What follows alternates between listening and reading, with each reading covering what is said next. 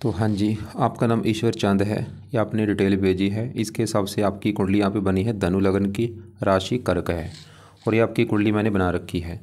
आपने जो सवाल लिख के भेजे हैं, एक तो आपने पूछा है विवाह के बारे में, पूछा विवाह होगा या नहीं, कब होगा, पत्नी कैसी होगी, संतान के बारे में पूछा है और आपने कामकाज के बारे में पूछा है।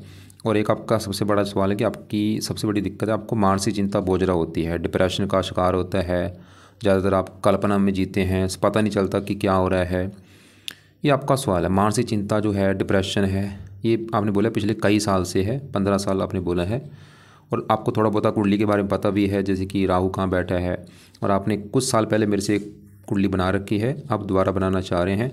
अब देखो जी, जैसे कि आपको पता है कि कुंडली में 12 ग्रह होते हैं और ये वो 12 ग्रह यहाँ पे मैंने लिख रखे हैं एक बार। अब ये जो 12 ग्रह हैं, इन ग्रहों से क्या देखा जाता है वो आपको मैं बता दूँ। ये जो पहला ग्रह होता है पहले घर से, ये सबसे मेन घर है। पहले घर से आपका सर देखा जाएगा, मस्तक, शरीर, हेल्थ, स्वभाव, रंग रूप, पर्सनैलिटीज़, ऐसी चीज़ें हम पहले घर से देखेंगे। दूसरा घर आपके धन का है, परिवार, वाणी का। तीसरा घर छोटे भाई बहनों का। चौथा घर आपकी माता, मकान, वाहन। पाँचवा घर बच्चों का है। छठा घर शत्रु, रोग, कर्जा। सातवां घर पत्नी का है। आठवें घर से उम्र देखी जाएगी। नौवें घर से भाग्य। 10वां घर कामकाज। 11वां घर आमदनी, लाभ, इच्छा पूर्ति। और 12वें घर से आपके खर्चे देखे जाएंगे। तो आपने यहाँ पे मतलब जो कुछ देखना है वो घर देखना है और घर का मालिक देखना है। जैसे कि आप मान लो आपने अपने बच्चों के बारे में जानना है, तो बच्चों का घर कौन सा है? 5वां घर। 5वें घर से आपके बच्चे देखे जाएंगे और 5वें घर में एक नंबर लिखा है 1। 1 है मेष राशि, इसका मालिक है मंगल। तो आपके बच्चों के लिए हमें इस मंगल को देखना पड़ेगा, क्योंकि ये 5वें घर का मालिक है। वैसे दृष्टि भी देखी जाती है, जैसे 5वें घर के ऊपर राहु की दृष्टि है और गुरु की, इनको भी देखना पड़ेगा। लेकिन मेन होता है घर का मालिक देखना। वैसे ही आपको पता ही है, कुंडली के बारे में थोड़ा बहुत पता है, जो अच्छी बात है, मुझे समझाने में आसानी होगी। अब उस वाले की आपकी कुंडली है कैसी। आपकी देखो जी, कुंडली में 2 ग्रह तो हैं बहुत ज़्यादा खराब, बड़े लेवल पे, जो कि एक तो है राहु खराब है जो कि नीच का है, दूसरा केतु खराब है, नीच का बैठा है। बाकी आपका शनि अच्छा अपने घर में बैठा है, सूर्य अच्छा अपने घर में बैठा है, गुरु भी ठीक है, बुध भी ठीक ठाक है। लेकिन ये थोड़ा सा गड़बड़ करेंगे गुरु बुध, ये आपको मैं बताऊंगा क्यों। और चंद्रमा यहाँ पे 8वें घर में है, तो 8वां घर खराब घर, लेकिन ये चंद्रमा का अपना घर है, तो इनको चलो इतना मैं नहीं मानूंगा। लेकिन मेन आपका ये जो राहु केतु है, ये तो बहुत ज़्यादा खराब है। और वैसे भी देखो जो राहु केतु दान वगैरह होते हैं, ये जहाँ बैठते हैं उन घरों की हानि करते हैं, चाहे वहाँ पे उच्च के क्यों ना बैठे हों। मान लो किसी का राहु 5वें घर में बैठा होगा, उस बंदे को संतान को लेकर दिक्कत आती है, चाहे वहाँ पे उच्च का है चाहे नीच का है, वो बात की बात है। क्योंकि राहु क्या है, एक सांप है, और सबको पता जहाँ सांप बैठा होगा क्या करेगा, उस जगह वो जहरीला कर देगा, वहाँ पे जहर उगल देता है। अब आपका राहु पहले घर में बैठा है, ये पहले घर की हानि ज़्यादा करेगा। और ये जो 9 ग्रह होते हैं, इनका असर आपके ऊपर हमेशा रहेगा, लेकिन ये ग्रह अपना असर आपको ज़्यादा अपनी दशा में देंगे। तो अभी सवाल है कि अभी आपके ऊपर दशा किसकी है, तो इन 9 ग्रहों में आपके ऊपर जो दशा चली हुई है वो है केतु ग्रह की। केतु की आपके ऊपर चल रही है बड़ी महादशा। ये दूसरा महीना 23 में आपके ऊपर चली थी, ख़त्म होगी 30 में जाके। तो इसका मतलब ये है कि इन 9 ग्रहों में आपके ऊपर सबसे बड़ा असर आज अगर है वो केतु ग्रह का है। और कुछ असर होता है जिसकी होती है अंतरदशा, ये है चंद्रमा की। ये जनवरी 25 में अभी चली है 3 महीने से, और 8वां महीना 25 में ख़त्म होगी। लेकिन बड़ा असर है केतु का। लेकिन उससे पहले आपके मैं इस राहु ग्रह की बात करूँगा क्योंकि आपका जो सवाल है मेन है वो आपको जो डिप्रेशन हो रहा है, मानसिक चिंता हो रही है, उसकी वजह से आपने बोला भाई नौकरी नहीं कर पाता, वहाँ पे काम सही ढंग से नहीं हो पाता। देखो जी, जैसे मैंने बोला 12 ग्रह से कुछ ना कुछ देखा जाएगा। मान लो आपकी पत्नी देखनी है 7वां घर, बच्चे देखने हैं 5वां घर, माता देखनी है 4था घर, छोटे भाई बहन देखने 3रा घर, पिता देखना 10वां घर, बड़े भाई बहन 11वां घर। लेकिन अगर आपके बारे में जानना है कि आप जो हैं, आप क्या हैं, ईश्वर चंद जो है वो कैसा होगा, तो क्या देखना पड़ेगा, पहला घर देखना पड़ेगा। पहले घर को देख के आपके बारे में डिसाइड होगा कि आपका जो शरीर है, आपका जो स्वभाव है, रंग रूप है, पर्सनैलिटी है, सर मस्तक है, कैसा होगा, इस पहले घर को भाई देखना पड़ेगा। और फार्मूला मैंने आपको भी बोला है, घर का मालिक देखना है। तो पहले घर में क्या लिखा है, 9 है धनु राशि, मालिक कौन बना, ये गुरु बना है। हमें पहले घर के मालिक इस गुरु को देखना पड़ेगा कि गुरु अच्छा है या बुरा है। और गुरु के अलावा पहले घर में आके जो राहु बैठा है, राहु को भी देखना पड़ेगा। अब राहु देखो जी, इन ग्रहों का कुछ स्वभाव होता है। जैसे राहु जो है ये जहाँ बैठता है, मैंने भी बोला है, उस घर की हानि करता है। अब राहु कहाँ बैठा है, पहले घर में। एक तो चलो पहले घर में बैठ गया ठीक है, और पहले घर में जो 9 लिखा है नीच का बैठ चुका है। पूरी कुंडली में सबसे ज़्यादा ग्रह खराब है राहु। वैसे तो केतु भी खराब है, देखो दोनों ग्रह खराब आपके, राहु केतु, ये तो भाई बड़े लेवल पे जितना मैं बोलूँगा उतना ही ख़राब है, लेकिन दोनों में भी ज़्यादा जो ग्रह ख़राब है वो मैं राहु मानूंगा, क्योंकि राहु केतु में राहु ज़्यादा क्रूर होता है। राहु तो केतु से भी समझ लो 50 गुना ज़्यादा ख़राब आपका। अब राहु देखो जी, एक तो वैसे ही मैंने बोला जहाँ बैठता है उस घर की हानि करता है, और बैठा भी आपके पहले घर में नीच का है, तो राहु पहले घर की हानि कर देगा, पहले घर का नुकसान कर देगा। और पहला घर किसका है? आपका शरीर है, हेल्थ है, स्वभाव है, रंग रूप है, सर है, मस्तक है, पर्सनैलिटी है, शुरुआती जीवन है। तो राहु क्या करेगा? पहला अगर आपको मतलब जैसे शरीर है, आपको शारीरिक कष्ट देगा, और शारीरिक कष्ट 2 प्रकार का होता है, मतलब आपको रोगी बनाएगा राहु पहले घर में बैठ के, क्योंकि शरीर को बना के बैठा है। मैंने हज़ारों कुंडलियाँ देखी, जब भी राहु पहले घर में होता है ऐसे बंदे रोगी होते हैं, इनको कोई ना कोई रोग लगा रहता है। और रोग भी जैसे मैंने बोला, एक तो शरीर कष्ट होता है, एक मानसिक कष्ट, तो दोनों कष्ट आपको देगा। तो राहु आपको भाई शरीर कष्ट भी देगा, कोई ना कोई शरीर को रोग लगा रहेगा आपको, और मानसिक कष्ट भी देगा। और मानसिक कष्ट कौन सा? मतलब जैसे आपका अजीब सा डर लगना, भय लगना कि मेरे साथ ये ना हो जाए, वो ना हो जाए, ऐसा काल्पनिक जो चीज़ें होती हैं, जैसे हमने बोला है कि हमेशा मैं काल्पनिक चीज़ों में रहता हूँ, ये है ना, तो वो भाई कारण ये राहु है जो सर के ऊपर आपके बैठा है। पहला अगर मैंने बोला सर है, राहु आपके सर में दर्द देगा। पहला अगर मस्तक है, मस्तक में दर्द होगा। और राहु क्रूर है, आपको क्रोधी भी बनाएगा, जिद्दी बनाता है, लड़ाकू बनाता है, गुस्से वाला बनाता है। और जब कभी राहु की दशा होगी उसमें इसका बुरा असर जो है कई गुना बढ़ जाएगा। अब इसकी जो दशा राहु की वो आपकी हम देख लेते हैं। इसकी देखो जी, बड़ी दशा तो ये लास्ट में है, चलो अच्छी बात है लास्ट में है, लेकिन छोटी दशा पीछे हो सकता जब निकली हो कभी, जैसे कि ये पीछे 2000 चली थी, 2000 में चली थी और 2003 में ख़त्म हुई। इसमें भी आप चाहे नोट कर लेना, दिक्कतें आई होंगी। ये केतु में जो राहु की भी दशा आने वाली है, देखो जनवरी 26 में, अगले साल में शुरू होगी जनवरी 26 में, और 2027 में 1 साल की जो दशा होगी, इसमें भाई दिक्कतें आपकी बहुत सारी बढ़ेंगी। और जब छोटी दशा जब आती है बीच में, जैसे तीसरी दशा होती है, पीछे दूसरा महीना 25 में चली थी 1 महीना, इसमें आप चाहे नोट कर लेना, दिक्कतें आई होंगी। क्योंकि जब जब ये आएगा आपकी लाइफ में दिक्कतें पैदा करेगा।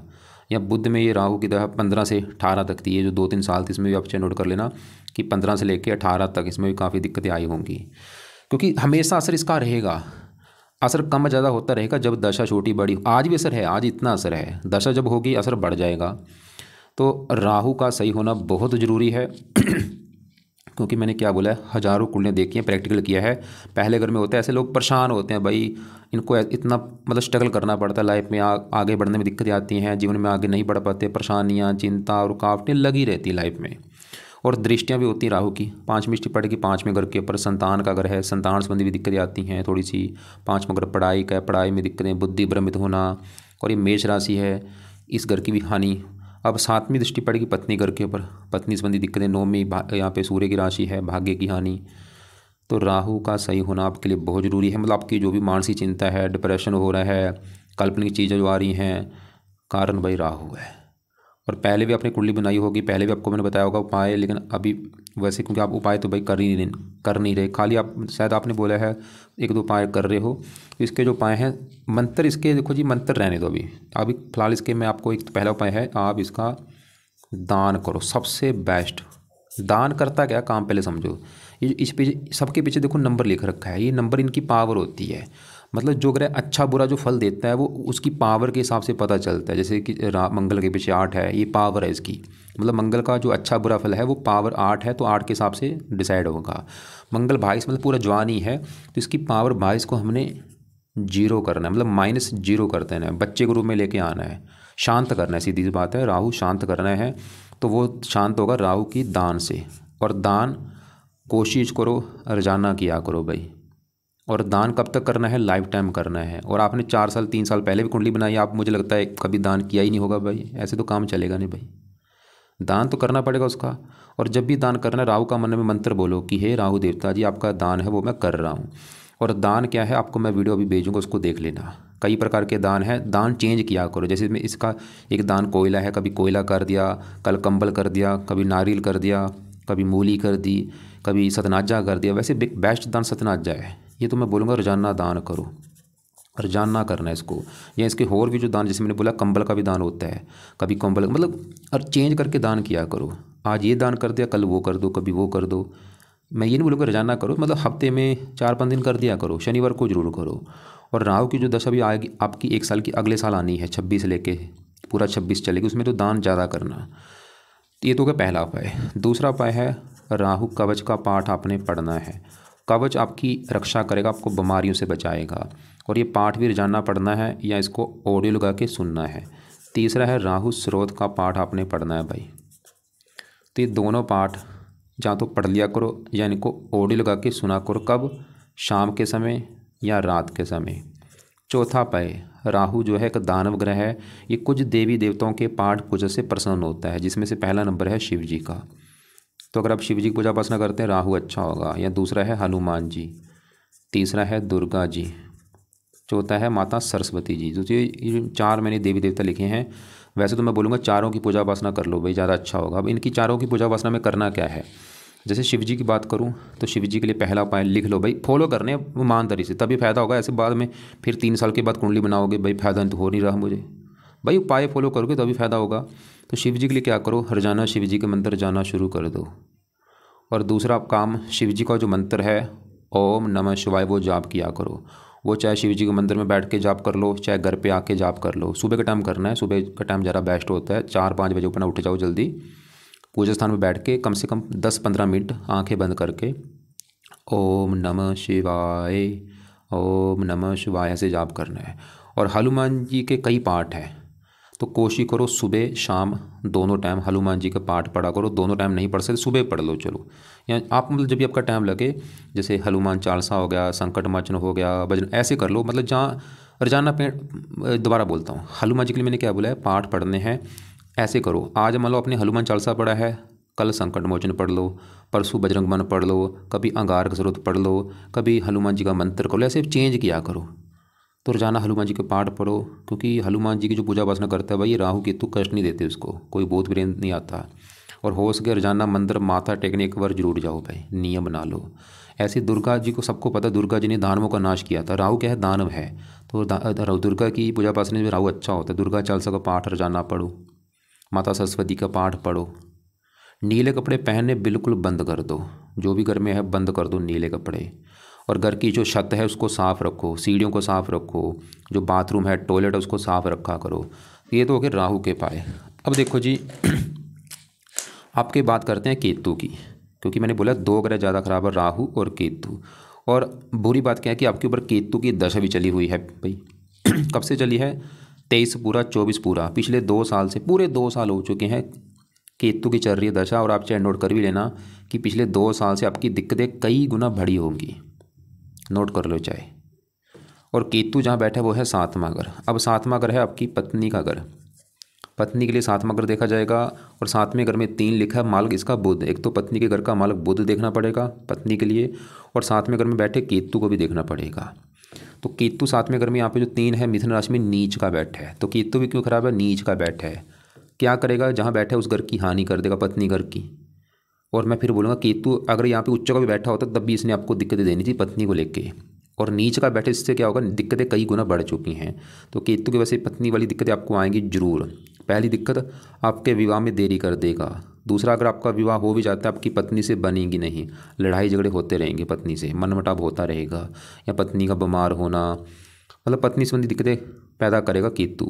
और 7वां घर है दिल्ली की इनकम का। केतु आपकी दिल्ली की जो रोजाना इनकम है उसको भी लेकर दिक्कतें पैदा करेगा। और इसकी दृष्टियाँ भी हैं 5वीं यहाँ पे, 7वीं लगन के ऊपर, लगन हेल्थ भी ये भी ख़राब कर देगा। और देखो जी आपको पता होगा, जैसे आपको थोड़ा बहुत ज्योतिष का नॉलेज है, केतु का खाली दड़ है, उसके पास सरपना नहीं है।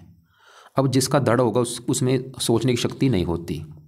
केतु देखो काल्पनिक चीज़ों का प्रबल कारक है। जब भी किसी के ऊपर केतु की दशा चलती है वो बंदा काल्पनिक चीज़ों में जीतता है। जैसे हमने बोला ना कि मैं हमेशा काल्पनिक चीज़ें सोचता रहता हूँ भाई, कारण केतु है, उसकी दशा चल रही है, नीच का बैठा है, ये बड़ा कारण है ये भी आपका, जो काल्पनिक चीज़ें आपकी आ रही हैं। तो केतु का सही होना बहुत ज़रूरी है। केतु सही होगा, पत्नी का सुख मिलेगा, इनकम अच्छी होगी, आपको जो मानसिक चिंता हो रही है, जो भी परेशानी आ रही हैं ये दूर होंगी। दोनों मतलब आपकी जो दिक्कतें परेशानी आ रही है दोनों ही कारण है, जो डिप्रेशन हो रहा है, जो भी लाइफ में दिक्कतें परेशानियाँ। अब केतु के भी जो उपाय हैं, पहला उपाय है आप केतु कवच का भी पाठ आपने पढ़ना है या इसको सुनना है। दूसरा है केतु स्रोत का पाठ पढ़ना है या सुनना है। अब राहु कवच राहु स्रोत के पाठ बोले हैं, ये शाम को या रात को पढ़ लो। और केतु के दोनों पाठ आप सुबह पढ़ लो, सुबह के टाइम पढ़ने हैं या सुनने हैं। तीसरा उपाय है केतु का दान करो। क्या दान है, और ये दान जरूरी है भाई, क्योंकि दान ही इसको शांत करेगा, बिल्कुल शांत कर देगा। और ये दान की वीडियो भी आपको भेजूंगा, उसको देख लेना। राहु का भी दान जितना हो सकता है रोजाना करो, केतु का भी दान करो। जब केतु का दान करना है, मन में बोलो कि हे केतु देवता जी, आपका दान है वो मैं कर रहा हूँ। मन में मंत्र बोलते बोलते दान करो। लेकिन सबसे बेस्ट दान है कुत्तों को रोजाना रोटी डालो, रोजाना बिस्कुट डालो, दूध डालो, मतलब कुत्तों की सेवा किया करो। और हो सके मैं तो बोलूँगा घर में कोई कुत्ता रख लो काले रंग का, या बाहर के कुत्तों को रोटी डालो भाई, बहुत फ़ायदा होगा आपको। चौथा उपाय है गणेश जी, केतु के हैं देवता, तो गणेश जी की पूजा उपासना अगर करते हो केतु अच्छा हो जाएगा। अब गणेश जी के लिए क्या करना है, तो गणेश जी के मंदिर जाना शुरू कर दो, रोजाना जाओ या हफ्ते में 3-4 दिन जाया करो। और गणेश जी का जो मंत्र है ओम गण गणपते नमः, ओम गण गणपते नमः, रोजाना 1-2 माला जाप किया करो। तो केतु के पाए हैं, दोनों पाठ पढ़ने हैं या सुनने हैं, सुबह के टाइम, शाम को भी पढ़ सकते हो, चाहे दोनों टाइम पढ़ लो, आपकी मर्जी है। दान कुत्तों को रोटी, या और भी इसके जो दान है वो दान वीडियो जरूर देख लेना। और गणेश जी की पूजा उपासना। राहु का रंग नीला है, नीले कपड़े बंद कर दो। केतु का रंग होता है 2 रंगा, जिसमें 2 रंग होते हैं, चितकबरा कहते हैं, वो कपड़े भी पहनने बंद कर दो। अब बाकी आपके एक बार मैं दूसरे ग्रह भी देख लेता हूँ, बाकी ग्रह आपके कैसे हैं। अब देखो जी आगे बढ़ते हैं। जैसे कि यहाँ पे 9वें घर में जो सूर्य, गुरु, बुध, इनकी बात करता हूँ। 9वें घर से देखा जाता है भाग्य। अगर आपका भाग्य देखना है, भाग्य कैसा होगा, 9वां घर से धर्म देखा जाता है, तीर्थ यात्रा, विदेश यात्रा, काफ़ी चीज़ें हैं। और फार्मूला है घर का मालिक देखा जाए तो 9वें घर में लिखा है नंबर 5, यह है सिंह राशि, मालिक इसका बना सूर्य। और सूर्य कहाँ बैठा है, इसी घर में बैठा है। तो आपका सूर्य जो कि है बहुत अच्छा है, क्योंकि वो उसी का घर है, अपने घर में बैठा है। वैसे भी सूर्य इस कुंडली में योग कारक है, तो सूर्य तो 9वें घर का अच्छा करेगा, मतलब भाग्य से सूर्य आपको भाग्यशाली बनाएगा, मतलब फिर भी आपका भाग्य साथ देता रहेगा सूर्य की वजह से। और भी सूर्य जैसे पिता के लिए अच्छा, पिता का कारक होता है, पिता के लिए अच्छा है। सरकार का कारक, सरकारी कामों के लिए अच्छा है, मान प्रतिष्ठा अच्छी देता है, और भी अच्छे फल देगा। चलो ठीक है, सूर्य आपका अच्छा ठीक है। अब यहाँ पे जो गुरु बुध बैठे हैं, सवाल की अच्छे हैं जो बुरे हैं। गुरु की अगर बात करूँ, गुरु देखो जी, क्योंकि 9वां घर अच्छा घर है और बैठा भी सूर्य घर में है गुरु, तो गुरु भी यहाँ पे अच्छा है। क्यों, क्योंकि तो 9वां घर अच्छा, और दोस्त का अगर सूर्य घर में बैठा है, और गुरु इस पूरी कुंडली का मालिक भी है, लग्नेश भी है, अति योग कारक है, और गुरु इस 9वें घर का कारक भी है, मतलब आपका गुरु भी अच्छा है। और गुरु अच्छे फल क्या देगा, गुरु इस कुंडली के 2 घरों का मालिक, उन 2 घरों को लेकर अच्छे फल देगा। एक तो गुरु का घर है ये चौथा घर, क्योंकि चौथे घर में 12 लिखा है, मीन राशि मालिक गुरु। चौथा घर आपकी है माता, मकान, वाहन। माता, मकान, भाग्य पर बैठी है, भाग्यवंशी गुरु ही दिखा के आपको माता, मकान, वाहन, इनका सुख अच्छा मिलेगा। और खासकर गुरु की दशा बहुत अच्छी जाएगी। और गुरु आपके इस पहले घर का भी मालिक है, जहाँ पे 9 लिखा है मालिक गुरु। मैंने बोला था पहले घर से आपका शरीर, हेल्थ, स्वभाव देखेंगे। पहले घर में राहु तो कर रहा है पहले घर को खराब, कि हेल्थ खराब होगी, शरीर खराब होगा, रंग रूप खराब होगा, पर्सनैलिटी खराब होगी। लेकिन पहले घर का मालिक गुरु फिर भी अच्छा है, भाग्य घर में बैठा, मतलब शरीर भाग्य घर में। और गुरु 5वीं दृष्टि से अपने घर को देख भी रहा है। गुरु तो ये दिखा रहा है कि आपका शरीर अच्छा, सेहत अच्छी, स्वभाव रंग रूप अच्छा। गुरु आपको धार्मिक बनाएगा, परोपकारी बनाएगा, विद्वान बनाएगा, आपको भाग्यशाली बनाएगा, मतलब गुरु अच्छा है आपका। 5वीं दृष्टि यहाँ पे बढ़ेगी, 7वीं यहाँ पे, 9वीं यहाँ पे, 5वें घर के ऊपर पढ़ाई, संतान के लिए अच्छा है, गुरु अच्छा है। लेकिन एक गड़बड़ है, वो गड़बड़ अभी आपको मैं बताऊंगा क्या गड़बड़ है। तो यहाँ पे हमने सूर्य देखा, वो अच्छा है क्योंकि अपने घर में बैठा है। गुरु देखा, वो भी अच्छा है क्योंकि मित्र के घर में बैठा है। अब यहाँ पे जो बुध है, बुध भी अच्छा है। क्यों, क्योंकि 9वां घर अच्छा है और यहाँ पे सूर्य घर में बैठा है, और बुध भी सूर्य को अपना दोस्त मानता है। अब बुध क्या अच्छे फल देगा, बुध 2 घरों का मालिक है, उन 2 घरों को लेकर अच्छे फल देगा। तो बुध का घर है ये 7वां घर, जो कि है पत्नी का घर। पत्नी देखनी है 7वां घर, 7वें घर में 3 लिखा है, मालिक बुध। तो पत्नी घर का मालिक बुध है, और वो बैठा है 9वें घर में, भाग्य घर में, मतलब पत्नी चलेगी भाग्य घर में। तो बुध ही दिखा के आपकी पत्नी के आने के बाद आपका भाग्य साथ देगा, जहाँ पत्नी आपका भाग्योदय करेगी। और बुध इस 10वें घर का मालिक है, जहाँ पे 6 लिखा है, मालिक बुध। 10वां घर काम काज भाग्य घर, भाग्यवंशी आपको काम काज का सुख मिलेगा, भाग्यवंशी, पिता का सुख अच्छा। देखो जी, मैंने आपको अभी क्या बोला, गुरु बुध आपके अच्छे हैं क्योंकि अच्छी जगह बैठे हैं। लेकिन आपने मुझे बोला था बुध आपका चलते में 8वें घर के ऊपर आ रहा है, मैंने भी देखा है। लेकिन भाई चलते में 8वें घर के ऊपर दिख रहा है, लेकिन ये भी देखना पड़ता है कि वो उसका हिस्सा कितना 8वें घर के ऊपर है। मैंने देखा थोड़ा सा हिस्सा है, ज़्यादा नहीं, मतलब बड़ा हिस्सा इसका, फिर भी 90% हिस्सा जो है वो 9वें घर के ऊपर ही है। बुध का सिर्फ थोड़ा सा 10% हिस्सा है 8वें घर के ऊपर। लेकिन अब गड़बड़ मैंने आपको बोला है कि गुरु बुध जो है, मुझे थोड़ा सा डाउट ये है कि आपको थोड़ा सा बुरे फल जरूर देंगे। वो कारण क्या है, वो बड़ा कारण है, बुध और गुरु दोनों बैठे हैं केतु के नक्षत्र में बैठे हैं। ये मुझे अच्छा नहीं लगा, क्योंकि ये जो ग्रह होते हैं जिसके नक्षत्र में बैठते हैं उसके फलों को भी कई बार दिखा देते हैं। तो आपका बुध किसके नक्षत्र में बैठा है? केतु के, और केतु नीच का है, तो इसकी वजह से बुध भी आपको थोड़ा सा दिक्कतें पैदा कर सकता है लाइफ में। जैसे कि आपके पत्नी घर का मालक है, पत्नी संबंधी दिक्कतें, और काम काज घर का मालक है, काम काज में दिक्कतें। तो भाई बुध मतलब ये जैसे आपने बोला भी था, बुध की दशा में दिक्कतें बड़ी थी क्योंकि वो केतु के नक्षत्र में बैठा है, नीच का केतु है। और ऐसे गुरु भी देखो जो दिख रहा है अच्छा है, लेकिन केतु के नक्षत्र में बैठा है, इसकी वजह से, क्योंकि मैंने हज़ारों कुंडली देखी हैं, ग्रह अच्छा है लेकिन वो अच्छे फल क्यों नहीं दे रहा, देखते हैं तो वो राहु या केतु के नक्षत्र में बैठे होते हैं, तब दिक्कत आ जाती है। अब इनका क्या करना है, क्योंकि ये तो अच्छे थे लेकिन ये जिसके नक्षत्र में बैठे हैं वो अच्छा नहीं है, तो हमने उस ग्रह को सही करना है जो खराब है। जैसे केतु, अगर आपने केतु को सही कर लिया, आपका गुरु केतु भी बुध भी सही हो जाएंगे। अब आपके यहाँ पे 10वें घर मंगल की मैं बात करता हूँ। मंगल इस कुंडली के 2 घरों का मालक, एक तो मंगल का घर है ये 5वें घर में, क्योंकि एक लिखा है मेष राशि मालक मंगल। 5वां घर पढ़ाई का है, संतान, बुद्धि, मतलब अगर आपकी संतान, पढ़ाई, 5वें घर में एक लिखा मालक मंगल देखना पड़ेगा, जो कि बैठा है 10वें घर में। और मंगल यहाँ से 8वीं दृष्टि से अपने घर को देख रहा है। मंगल तो ये दिखा रहा है कि आप पढ़े लिखे होंगे, बुद्धिमान होंगे, संतान का सुख अच्छा है।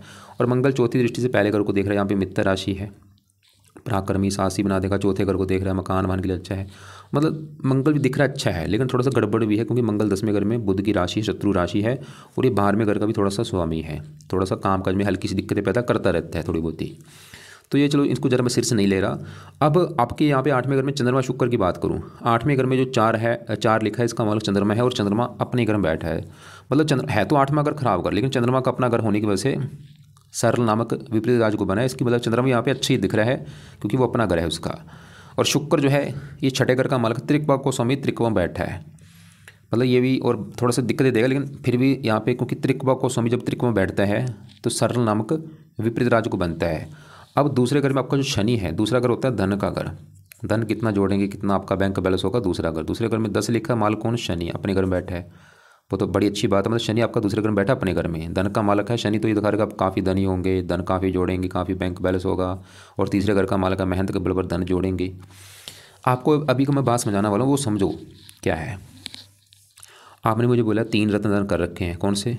मानकीय कर रखा है, मूंगा कर रखा है, और पुखराज कर रखा है। भाई जो रत्न होता है क्या करता है, ग्रह की पावर को बढ़ा देता है।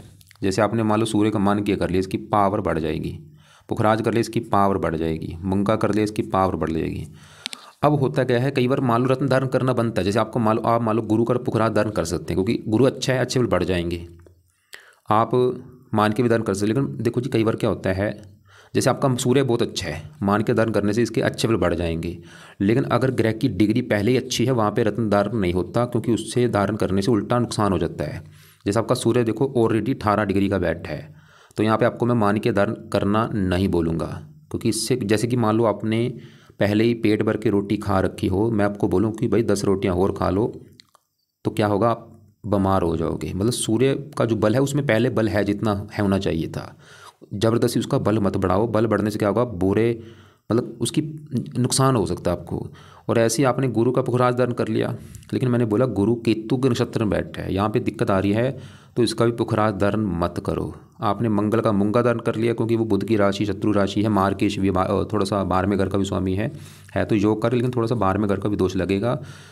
क्योंकि देखो आपने 3 रत्न दान कर रखे हैं और आपने उसको कभी चेक भी नहीं किया, हो सकता आपके रत्न भी आपको उल्टा नुकसान दे रहे हो। भाई सोचा आपने कभी ये कि आपने 3 रत्न दान कर रखे हैं? क्योंकि देखो रत्न अगर डुप्लीकेट दान कर लिया, या अगर वो बीच में टूटा हुआ या सही पक्ष में धारण नहीं किया, सही विधि विधान से धारण नहीं किया, नुकसान होता है। मान लो बनता भी है कुंडली में, दिख रहा है, चलो बनते हैं कि आपका ये भाग्येश है, ये पंचमेश है, ऐसे दिखता है, लेकिन मैंने देखा है कुंडली में जिसको मैंने खुद किसी को बोल दिया कि आप रत्न दान कर लो, आपका बन रहा है, उसने धारण भी कर लिया, लेकिन वो बोल रहा है भाई जब से रत्न दान किया उल्टा नुकसान हो रहा है। क्योंकि कई कारण होते हैं नुकसान होने के, जैसे कि मैंने बोला सही पक्ष में धारण ना करना, और उस रत्न का सही ना होना, और उस ग्रह की पहले पावर अच्छी होना।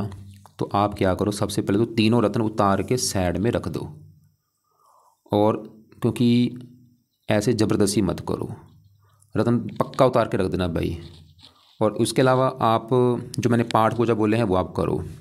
तो पाठ पूजा किसके करने हैं, केतु ग्रह के, राहु ग्रह के। कोई शनि का आपको मैं उपाय नहीं बोलूँगा, मंगल किसी को उपाय नहीं बोलूँगा। और फिर बोलूँगा, दोबारा रिपीट कर दूँ कि दोनों के जो राहु केतु के पाए, क्योंकि आपके ऊपर देखो बुरी बात क्या है कि दशा भी आज केतु की चल रही है आपके ऊपर, उसका आपके ऊपर असर ज़्यादा है। 80% आपके जीवन के ऊपर केतु का असर है। आज आपके ऊपर मान लो किसी और ग्रह की दशा होती, चलो फिर भी काम चल जाता, कोई शनि की दशा होती, सूर्य गुरु की और दशा होती, चल जाता। दशा किसकी है? केतु की, जो कि नीच का बैठ है। तो दोनों के उपाय जो है मैं दोबारा बोल दूँ, केतु के लिए केतु कवच, केतु स्रोत, दोनों पाठ पढ़ने हैं या इनको सुना करो, चाहे सुबह शाम पढ़ लो। वैसे तो सुबह शाम पढ़ो, दोनों टाइम पढ़ा करो। दान बोला है, दान की वीडियो देख लेना। वैसे सबसे बेस्ट है दान। कुत्तों को रोजाना रोटी डालो, बिस्कुट डालो, सेवा करो कुत्तों की। और गणेश जी के मंत्र जाना शुरू कर दो, रोजाना जाओ गणेश जी का मंत्र जाप किया करो सुबह शाम। और राहु के लिए, राहु का भी जो दान है वो जितना हो सकता है किया करो, जरूर करना है भाई, ये कंपलसरी। दान दोनों के बेस्ट हैं, क्योंकि दान ही इसको शांत करेंगे। और राहु कवच, राहु स्रोत के पाठ शाम को पढ़ने हैं। ये एक टाइम ही पढ़ लो, सुबह मत पढ़ना, सिर्फ शाम को या रात को पढ़ लिया करो या सुन लिया करो। और राहु के लिए मैंने बोला शिव जी, हनुमान जी, दुर्गा जी, माता सरस्वती, इनके मंदिर जा सकते हो, मंदिर जाओ, या घर पे बैठ के इनके पाठ पूजा जो बोले हैं वो पढ़ो। इसके अलावा एक बार आपके मैं दोबारा सवाल देख लेता हूँ। तो आपने भी लिखा है अलग अलग ग्रह का एक एक करके। ऐसे भाई सभी ग्रहों के मंत्र मत करो। मंत्र कई बार क्योंकि नुकसान भी देते हैं, उनकी एक एनर्जी होती है, उसकी वजह से आपको दिक्कत आ सकती है। सभी मंत्र छोड़ दो। कोई राहु केतु के मंत्र जो भी कर रहे हो बंद कर दो। दुर्गा का पाठ करता हूँ, पढ़ सकते हो। शिव पूजन करता हूँ, करो जितना हो सकता है। दान कभी कभी दान, कभी कभी दान नहीं। राहु का दान जितना हो सकता है करो, केतु का दान जितना हो सकता है करो। बाकी आपने यहाँ पे बोला है मेंटल, ये लिख रखा है डिस्टोर रही है। मैंने बोला है नींद ना आना, बेचैनी रहना, हमेशा प्रगति गलत। ये देखो केतु की दशा है भाई, क्योंकि मैंने बोला इसका सर है ही नहीं अपने पास। क्योंकि खाली आपकी मैं बात नहीं कर रहा, मेरे पास आते हैं केस। और जैसे आपने बोला भी था भूत प्रेतना हो रखी है, क्योंकि ये केतु की वजह से होती है। मैंने देखा, हज़ारों कुल्ले देखे, केतु की दशा में ऐसी चीज़ें होती हैं, भूत प्रेता बाधा आना। तो केतु के जो पाठ जरूर करो भाई, दोनों पाठ, दान हो गया। और एक कोशिश करना, अकेले में रहना बंद कर दो। कभी अकेले मत रहना, दोस्तों के साथ रहो, फैमिली के साथ रहो। अकेले रहोगे दिक्कतें आपकी बढ़ जाएगी, नोट कर लो। कभी बिल्कुल अकेला मत रहना, सोचना मत। अगर फ्री टाइम आपके पास, कोई फिल्म देख लो, दोस्तों के साथ घूमने चले जाओ। लेकिन ज़्यादा मैं बोलूँगा घर के आसपास देखो कौन सा मंदिर आपके है, कौन सा गुरुद्वारा है, जो भी घर के आसपास धार्मिक स्थान है वहाँ पर जाना शुरू कर दो। पाठ पूजा जितना ज़्यादा करोगे, कोई शिव जी के मंदिर जाओ रोजाना, हनुमान जी हो गया। क्योंकि भाई जितना आप धार्मिक बनोगे उतना ही ग्रह आपके शांत होंगे। क्योंकि आपके दुश्मन नहीं है, ये मत सोचना कि आपके दुश्मन है आपके साथ दुश्मनी कर रहे, नहीं भाई। कोई पिछले जन्म के दोष होते हैं, दोष की वजह से ना ये आप कुंडली में दोष बन जाता है। मतलब आपने पिछले जन्म में कोई ऐसा किसी को दोष कर्म, बुरा कर्म कर दिया, उस बंदे को भी काफ़ी दिक्कतें आई थी आपकी वजह से। अब वो दिक्कतें आपको भोगनी पड़ रही है। तो क्षमा मांगो, भगवान के मंदिर जाओ, प्रार्थना करो कि आपकी दिक्कतें दूर हों। और आपने बोला सेक्सुअल वीकनेस है, दांतों की प्रॉब्लम है, क्योंकि साथ में अगर सी दिक्कतें देखी जाती हैं। और संतान होगी, संतान का सुख तो ठीक है, मंगल ठीक है, गुरु दृष्टि दे रहा है। हाँ थोड़ी सी राहु दिक्कतें कर सकता है, लेकिन ज़्यादा नहीं। हाँ पत्नी वाली दिक्कतें जरूर आएंगी, कारण बड़ा केतु। इस घर का मालिक बुध भी चलो ठीक ठाक है, शुक्र भी, हाँ पत्नी का कारक वो भी 8वें घर में है। तो यहाँ पे अभी देखो मैंने आपको कोई शुक्र का पाठ पूजन नहीं बोल रहा, क्योंकि मैं चाहता हूँ आपका मेन फोकस इनके ऊपर हो, पहले राहु केतु के ऊपर। शादी नहीं हो पा रही है, अगर आपका मेन सवाल है शादी होनी चाहिए, केतु के दोनों पाठ पढ़ो। केतु से प्रार्थना किया करो कि केतु देवता जी मेरा विवाह हो जाए, आप मेरे विवाह के पत्नी घर में बैठे हैं, जो पत्नी वाली दिक्कतें आ रही वो ना आए। बाकी देखो जी, नमाज कुंडली भी देखी जाती है पत्नी के लिए। आपकी नमाज कुंडली में 7वें घर में 10 लिख मालक शनि, वो फिलहाल ठीक है चलो। और मैं सीए की, बुध का काम होता है सीए का, तो क्योंकि दशा आपकी अभी एक, हाँ एक आपके ऊपर डेया भी चल रही थी पिछले 2.5 साल से। और डेया भी कौन सी थी? अष्टम डेया। अभी आपकी ख़त्म हो चुकी है, 3-4 दिन हो चुके हैं। उसमें आपको अभी मतलब आपको काफ़ी राहत मिली होगी अभी डेया ख़त्म होने के बाद। और डेया में काफ़ी दिक्कतें आती हैं, जॉब नहीं लग पा रही, शेयर मार्केट में क्या पॉजिटिव है। पन्ना भाई, रत्नों के चक्कर मत पड़ो। पहले आपने रत्नों को दार 3 रत्न कर रखे हैं, उल्टा पता नहीं क्या क्या नुकसान आपको दे रहे हैं, वो तुरंत उतार देना भाई, मेरी प्लीज़ बात मान लेना। तीनों को उतार के रख दो। ये जो पाठ पूजा मैंने बोला वो करो। और भजन कीर्तन जितना हो सकता है रोजाना मत। देखो 24 घंटे होते हैं। मैं अपनी बात करूँ भाई, मेरे खुद के ऊपर राहु की दशा, कोई दिक्कत नहीं आ रही। 2 घंटे सुबह गुरुद्वारे जाता हूँ, पाठ पूजा करता हूँ, शाम को गुरुद्वारे जाता हूँ, वाहिगुरु का नाम जपता हूँ। तो आपको भी एडवाइस दूंगा, कोई बड़ी बात नहीं है, ग्रह कोई बड़ी बात नहीं है। भगवान के आगे झुको, प्रार्थना करो, नाम जपा करो, जो मैंने उपाय बताए वो तो करने मतलब अपनी तरफ से जितना हो सकता है आप पाठ पूजा करो। गणेश जी का मंत्र 2-3 माला सुबह करो, शाम को करो। शिव जी का मंत्र बोला वो करो, हनुमान जी के पाठ पढ़ो, दुर्गा चालीसा पढ़ो, राहु के पाठ पढ़ो, दान जितना हो सकता है राहु केतु के करो, सतनाजा पंछी को डालो, कुत्तों को रोजाना रोटी डालो। और भी जो कथा होती है, जिसकी कथा अच्छी सुननी लगती है, जो कथावाचक होते हैं, जैसे आज एक प्रेमानंद जी हैं, उनकी कथा सुन सकते हो। तो बाकी अकेला रहना बंद कर दो। जितना अकेला रहोगे उतना नुकसान बढ़ेगा आपका। कोई भी बंदा देखो, अच्छे से अच्छा बंदा भी हो ना कोई, उसको भी अगर एक दिन के लिए कमरे में बंद कर दिया जाए, उसके पास ना तो फ़ोन हो ना कोई टीवी हो, वो बंदा भी परेशान हो जाएगा। तो इसलिए अकेले रहने बंद कर दो। अगर फ्री टाइम आपके पास, दोस्तों के साथ घूमो, या मतलब अकेला नहीं रहना बस आपने। अकेला रहोगे दिक्कतें बढ़ जाएंगी आपकी। तो बड़ी दशा केतु की है जो कि बहुत ज़्यादा ख़राब है। छोटी दशा चंद्रमा की, वो भी है तो 8वें घर में, बस उसके चंद्रमा के देवता शिव जी हैं, उससे चंद्रमा अच्छा हो जाएगा आपका। और बाकी रत्न आपको मैंने उतारने के लिए बोले हैं, उसको उतार के देखो। बाकी जो पाठ पूजा करो, कुछ महीने के बाद मुझे बताना, 1-2 महीने के बाद, 1 महीने के बाद चाहे बता देना। लेकिन अगर आपको लग रहा है अभी भी कुछ पूछना है तो आप जहाँ तो मुझे सवाल लिख के भेज देना या मुझे कॉल करके पूछ लेना।